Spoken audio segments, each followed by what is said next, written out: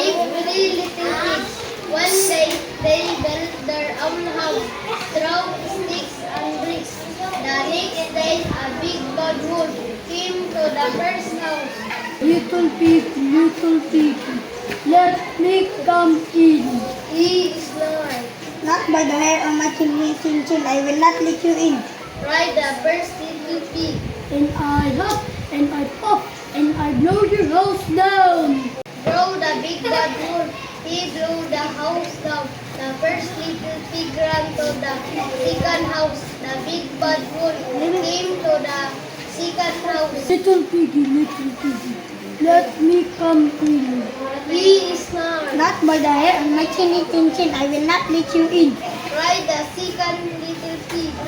And I huff, and I puff, and I blow your house down. Blow the big bad wolf.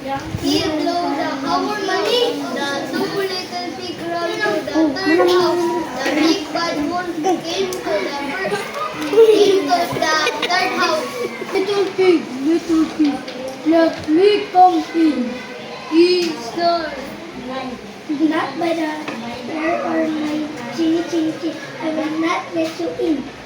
Cried the third little pig. And then I huff, and I puff, and I blow your house down. Blow the big bad wolf. He huffed and he puffed, but the cold not blow it down.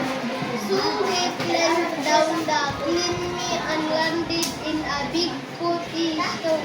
Plus, he jumped out and ran away. He never came back again. The three little pigs lived happily ever after in the house made of bricks.